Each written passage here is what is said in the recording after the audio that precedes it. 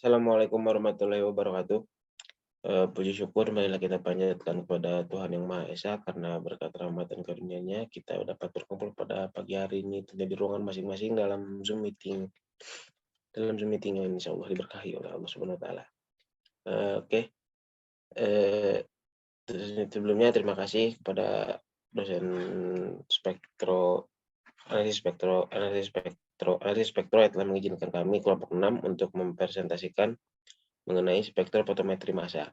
Di sini saya tidak sendirian, jadi saya ditemani oleh teman saya yaitu ada Ari Rahman dengan NIM 2118804 dan ada Firly Maulida dengan NIM 2118865, ada Maura Putri dengan NIM 2118908, ada Nijar Al-Farizi dengan NIM 2118947, ada Safina Anissa dengan NIM 2118981, dan saya sendiri Wisnu Abimanyu dengan NIM 2119011. Oke. Materi yang pertama yaitu mengenai definisi spektrofotometri massa. Spektroskopi massa adalah suatu teknik analisis dengan prinsip dasar membuat suatu molekul netral menjadi bermuatan sehingga bisa dideteksi. Tujuan utamanya dari spektroskopi massa adalah mengetahui berat molekul. Berat molekul sesungguhnya diperkirakan bertambah satu atau berkurang satu angka yang mendekati. Ada kalanya ionisasi melalui penambahan berat molekul air. Spektrofotometri massa atau MS adalah alat yang digunakan untuk menentukan massa atom atau molekul yang ditemukan oleh Francis William Aston pada tahun 1919. Prinsip kerja alat ini adalah pembelokan partikel bermuatan dalam medan magnet. Dan ini merupakan gambar dari alat spektroskopi massa. Spektrometri massa tidak seperti metode spektroskopi lainnya. Tidak melibatkan interaksi antara radiasi elektromagnetik dan materi. Spektrometer massa adalah instrumen yang digunakan untuk menentukan struktur kimia dari molekul organik berdasarkan perhitungan massa dari molekul tersebut serta pola fragmentasinya. Misal pada gambar di bawah ini elektronnya bertambah, jadi molekulnya bisa ini bisa dilihat ya pada gambar ini. Terus sebagian hasil dari tabrakan dengan elektron berenergi tinggi, ion molekul akan mempunyai energi yang tinggi dan dapat pecah menjadi fragmen yang lebih kecil, kation, radikal, atau molekul netral. Yang selanjutnya mengenai prinsip spektrofotometri massa akan dijelaskan oleh teman saya. Oke, next.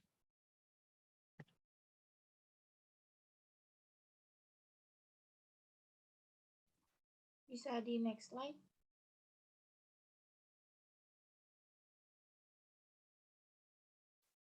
Prinsip dasar dari spektrometri massa merupakan suatu metode analisis yang melibatkan ion-ion dalam fasa gas dari suatu sampel.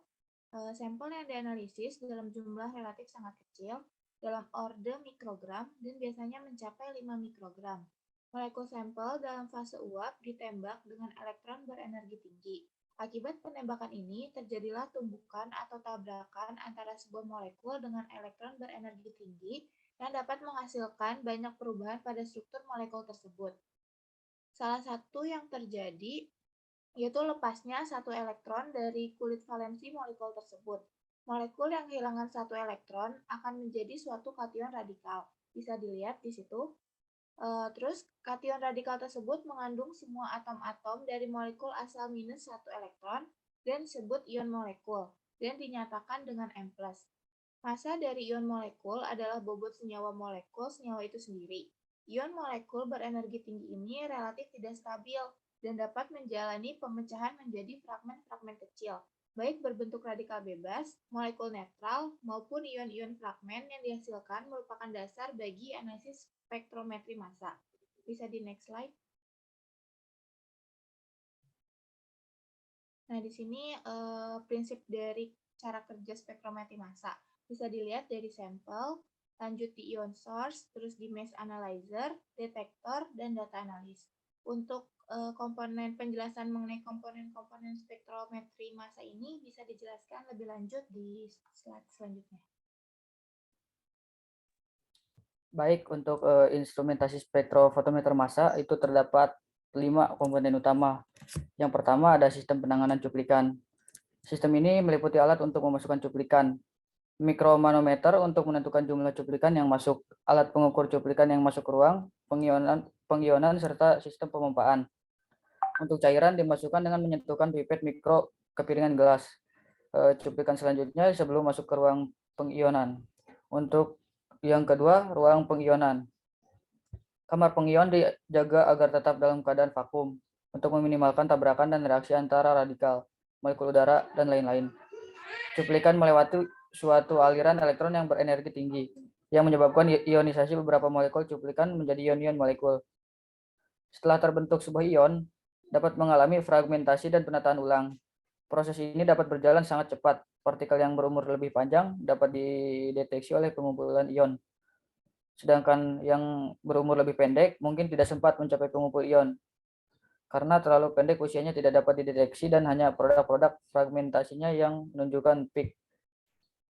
Setelah radikal ion dan partikel-partikel lain terbentuk, mereka diumpankan melewati dua elektroda. Yang pertama, lempeng mempercepat ion yang mempercepat partikel bermuatan positif menuju ke tabung analisator. Partikel bermuatan negatif dan netral tidak dipercepat dan terus-menerus dibuang oleh pompa vakum. Next. Yang ketiga itu ada tabung analisator. Tabung analisator berupa tabung logam yang dihampakan, berbentuk lengkung dan dipasang elektromagnet yang tegak lurus bidang bagan. Dalam tabung analisator partikel-partikel yang bermuatan positif dibelokkan oleh medan magnet sehingga lintasannya melengkung. Jari-jari lintasan melengkung bergantung pada kecepatan partikel, yang pada gilirannya bergantung pada kuat medan magnet, voltase pemercepat, dan partikel. Di sini terlihat ya ada persamaan pertama dan persamaan kedua. Untuk persamaan pertama itu rumusnya EV sama dengan setengah M 2V atau 2V sama dengan 2EV per M untuk persamaan pertama. Dan untuk yang persamaan kedua, rumusnya MV per R sama dengan E BV atau V sama dengan E BR per M untuk persamaan kedua. Next.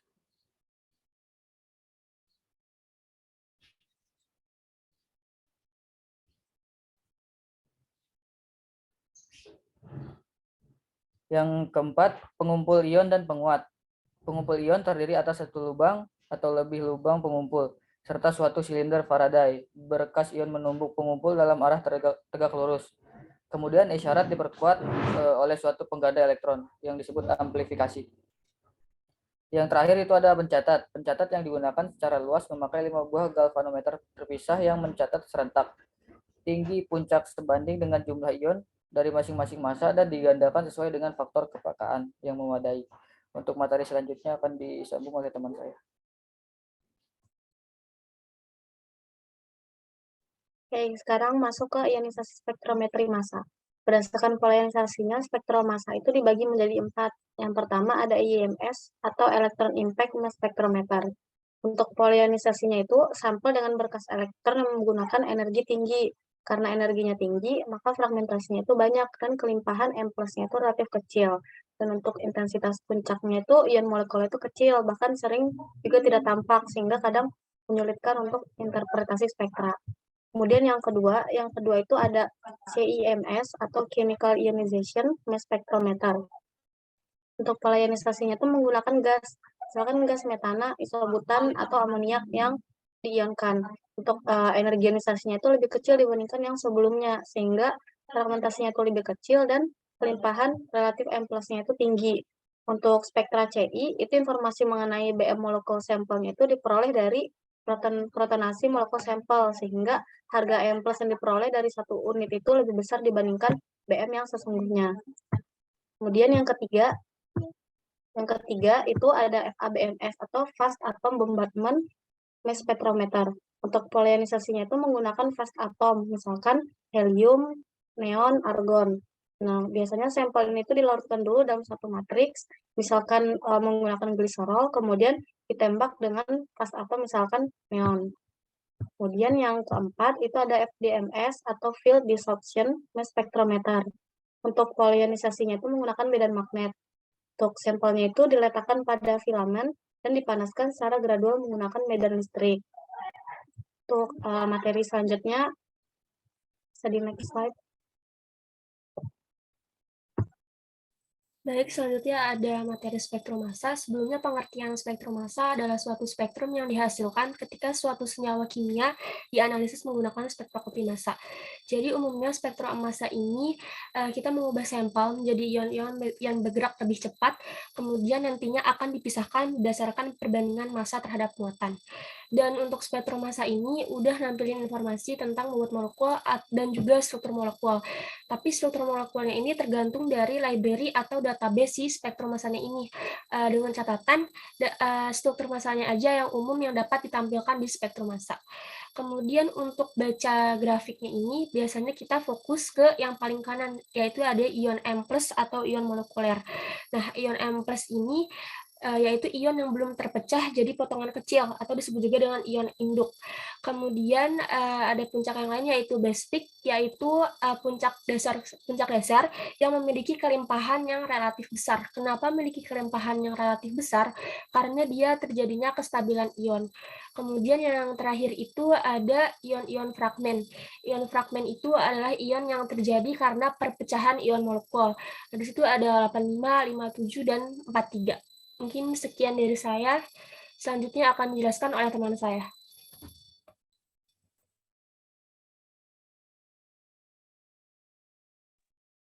Baik, di sini ada tabel kelimpahan isotop.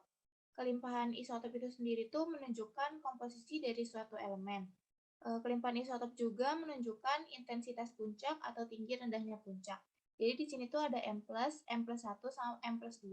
M+ itu tuh merupakan molekular ion. Kita ambil satu contoh. Di sini ada atom C. Kalau misalkan pada atom C, ketika kita menggunakan ARC-nya itu yang bernilai 12, maka kemungkinan tinggi puncaknya itu mencapai 98,9%. Dan ketika kita menggunakan ARC yang bernilai 13, maka kemungkinan tinggi puncaknya itu sebesar 1,1%. Mungkin bisa dilanjutkan.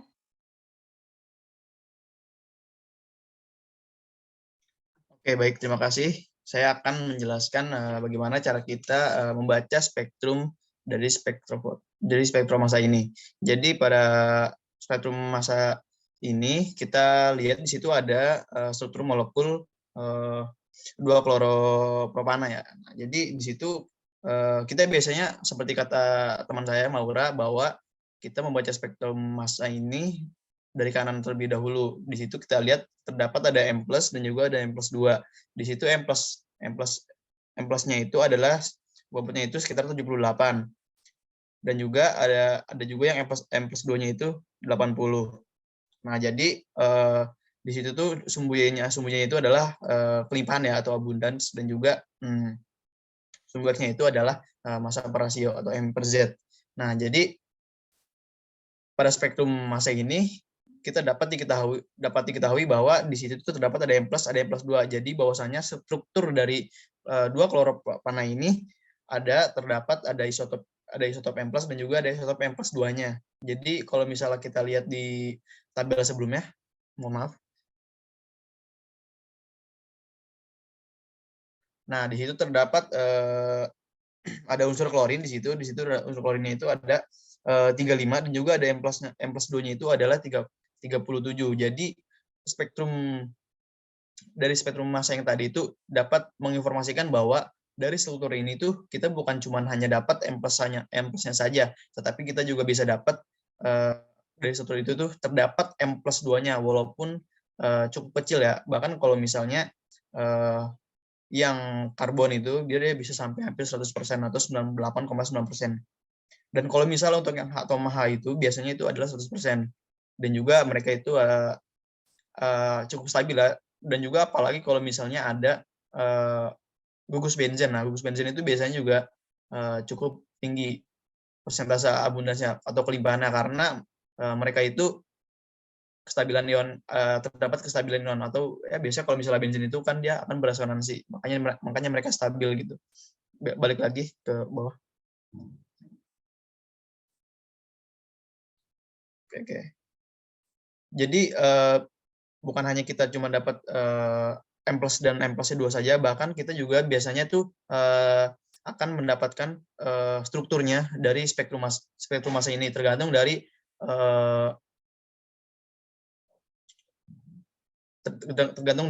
library atau juga komputer yang kita gunakan untuk menginterpretasikan spektrum massa yang sampel yang kita analisis gitu. Biasanya seperti itu. Jadi kita bisa dapat strukturnya juga, dan juga biasanya tuh ada dapat diketahui bobot molekul juga biasanya. Jadi spektrum massa ini biasanya juga nggak berdiri sendiri gitu. Maksudnya mereka ada instrumen lain yang ikut dalam analisis suatu sampel gitu. Contohnya itu ada GC-MS dan juga LC-MS. Nah, untuk GC-MS ini biasanya itu adalah untuk molekul untuk sampel-sampel yang volatil gitu. Nah, untuk LC-MS ini biasanya itu sampel-sampel yang tidak atau bukan volatil gitu. Mungkin cukup sekian dari saya. Saya kembalikan ke moderator. Terima kasih kepada pemateri-pemateri yang telah menyampaikan materi mengenai spektrum fotokopi massa. Oke, lanjut aja ke sesi selanjutnya. Mungkin dari audiens atau apa yang adakah yang ingin ditanyakan bisa raise hand ya. Oke. Oke, mungkin pertama dari Sri Wulan Yunita bisa disampaikan pertanyaannya. Baik, izin bertanya, apa saja sih manfaat analisis secara spektrum massa? Terima kasih. Oke, terima kasih. Terus Siti Sarah Rahmawati bisa disampaikan pertanyaannya. Baik, terima kasih. Sebelumnya, perkenalkan nama saya Siti Sarah Rahmawati dari kelompok 1. Mau nanya, ada gak sih syarat sampel kalau kita mau menganalisis pakai spektrometer massa? Makasih. Oke. Selanjutnya Siti Hawa Aura bisa disampaikan pertanyaannya. Baik, terima kasih. Sebelumnya, perkenalkan nama saya Siti Hawa Aura dari kelompok 10. Izin bertanya, pada analisis spektrometer massa, informasi apa saja sih yang didapatkan? Terima kasih. Oke. Mungkin dari teman-teman pemateri bisa langsung dijawab. Apa mau diskusi terlebih dahulu?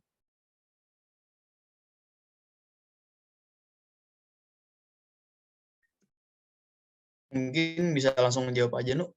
Oke, silakan Nijar untuk menjawab pertanyaan. Terima kasih. Jadi saya akan menjawab pertanyaan dari Siti Hawa ya. Siti Hawa itu tadi nanya yang informasi apa saja ya? Informasi apa saja yang didapat ya dari spektrometri massa. Spektrumnya. Yang baiklah, saya akan menjawab pertanyaan dari Siti Hawa. Jadi informasi yang kita dapat dari spektrum massa ini, jadi setidaknya ada 3 ya menurut saya. Jadi itu ada kita bisa mendapatkan yang pertama itu bobot molekul lah, bobot molekul dari suatu molekul yang kita analisis gitu. Kita bisa dapat informasi bobot molekul dari sampel yang kita analisis seperti itu. Dan juga untuk biasanya itu terdapat struktur. Biasanya terdapat struktur yang kita dapatkan ketika nanti di spektrum massanya. Itu tetapi itu juga tergantung dari database yang kita punya pada komputer yang menganalisis dan menginterpretasi sampel tersebut. Jadi misalnya kita pernah menganalisis suatu sampel yang dulu pernah kita analisis sebelumnya, maka kemungkinan besar database tersebut atau komputer tersebut akan merekomendasikan sampel yang dulu pernah dianalisis kepada sampel yang sekarang dianalisis, karena kemungkinan saja mirip-mirip atau bahkan sama persis seperti sampel yang sebelumnya gitu.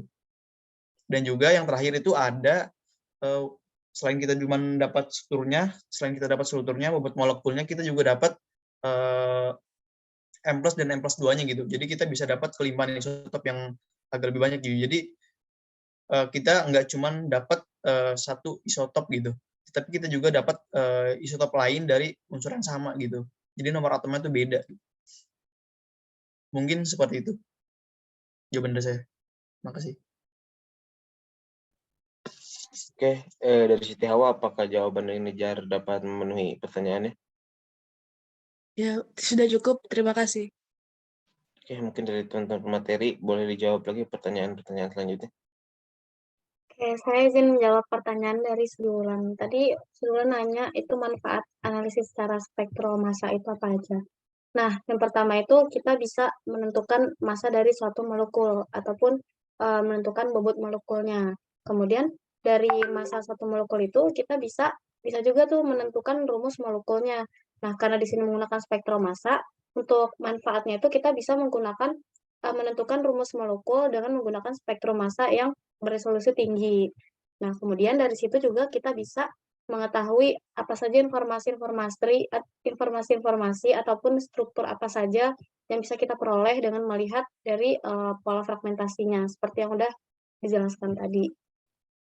Gimana, Sri Wulan? Baik, terima kasih, Vina. Oke. Oke, selanjutnya yang terakhir berarti pertanyaan dari Siti Sarah ya. Siapa yang menjawab dari materi mungkin bisa langsung menjawab ya.